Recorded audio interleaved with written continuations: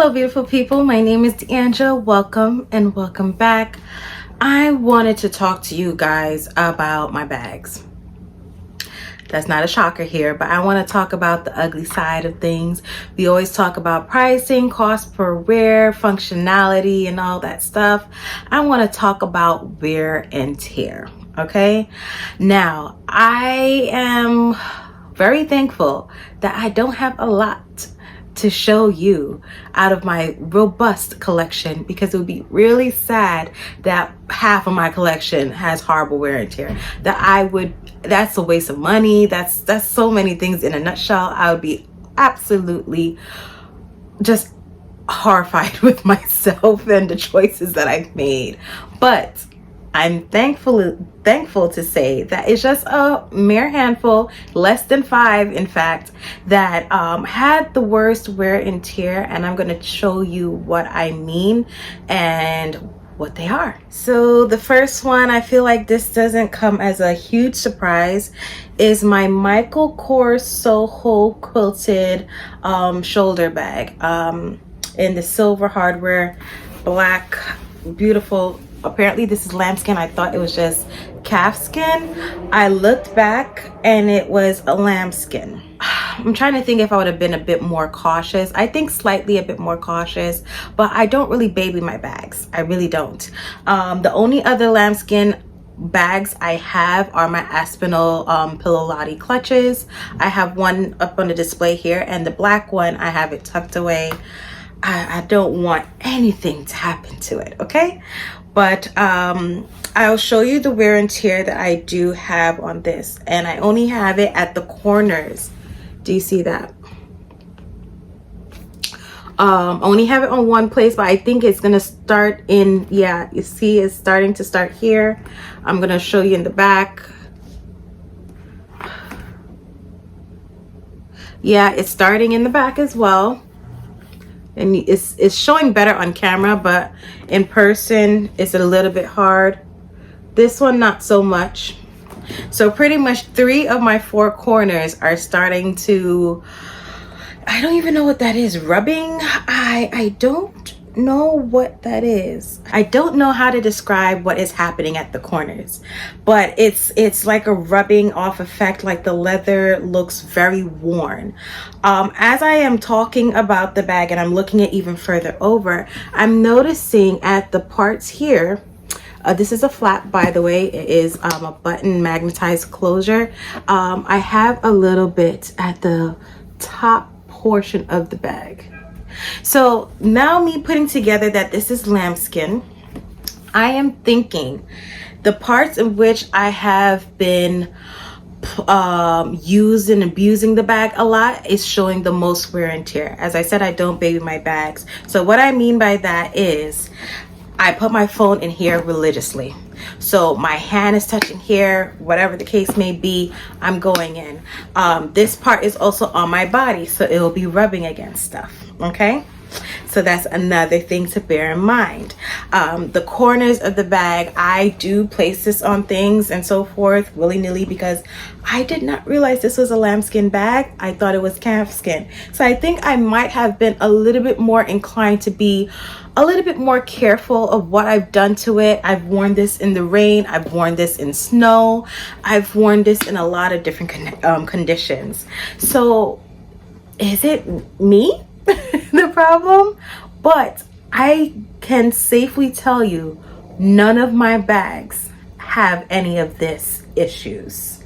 None of these corner wears, none of that, okay? Even the ones that I wear religiously and beat up even more than this, none of those have these issues. So a part of me is thinking it may just be the bag. But yes, this one by far is the worst out of my collection.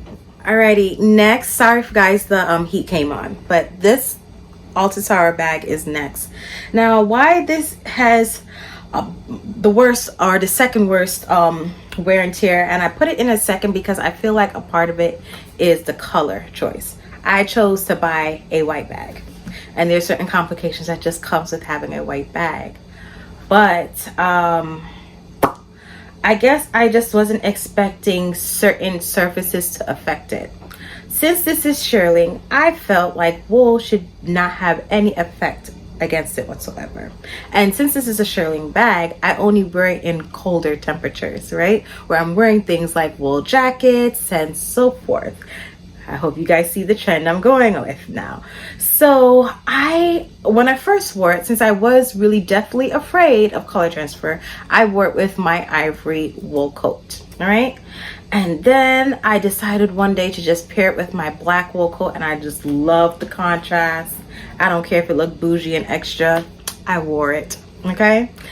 And then I kept wearing it, and then on one of the sides here, yes, I started to see, I think you're seeing a little bit here, I don't know if it's coming up on camera.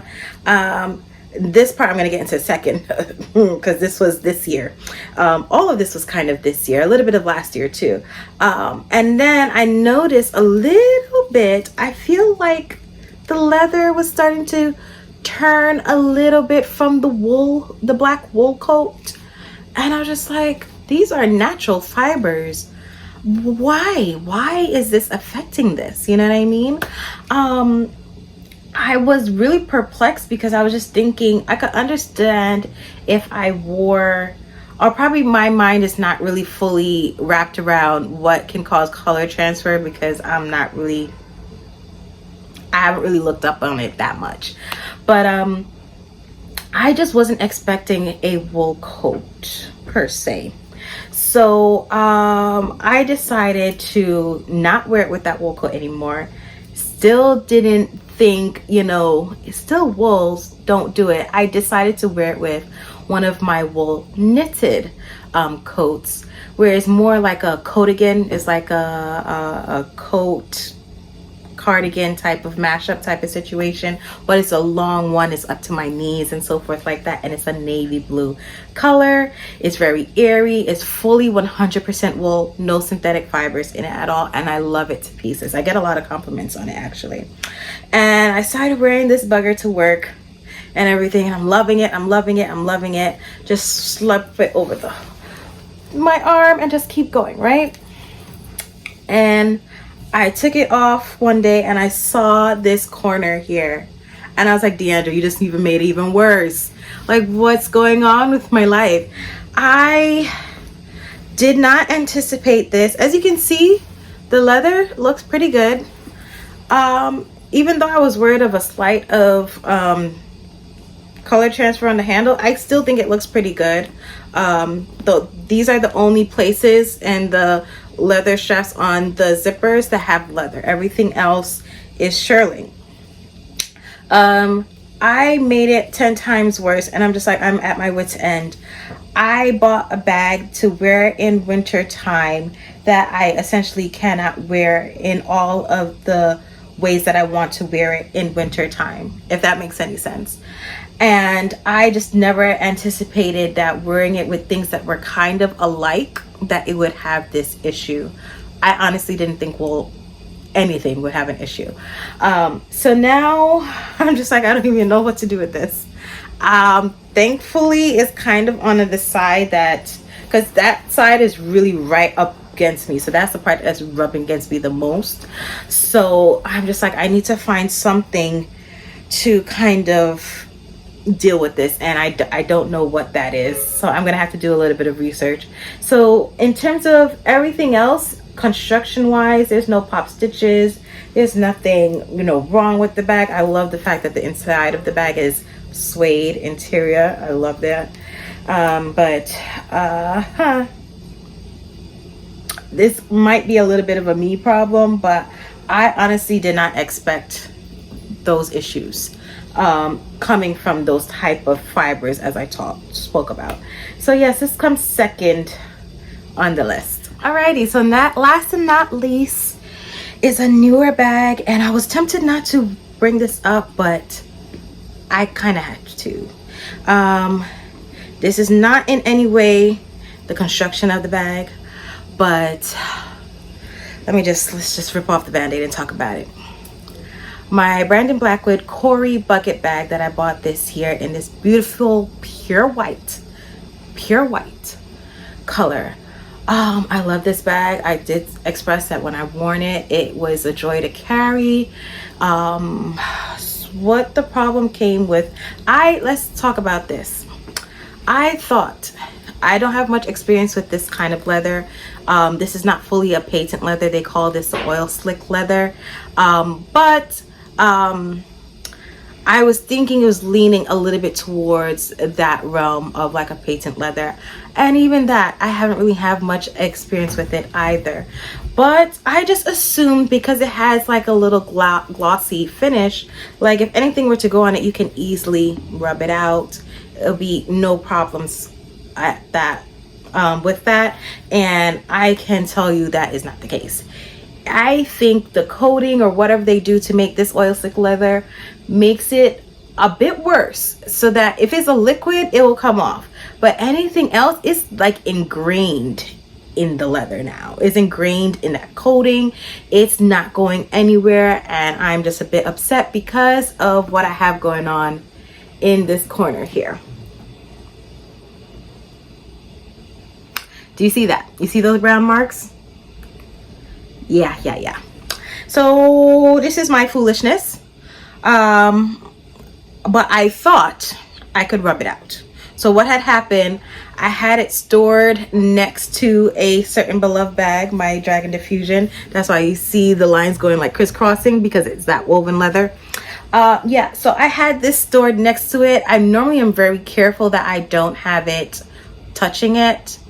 I guess I was rushing, I didn't notice, and it literally was on it for like probably a day or two max. Okay, and this was during the summertime, so you know, if I'm not home, the AC is not on, so things get, you know, a little bit hot, you know, and steamy and sometimes. And I mean, I do have the windows open, but you know, it can only do so much during the summertime.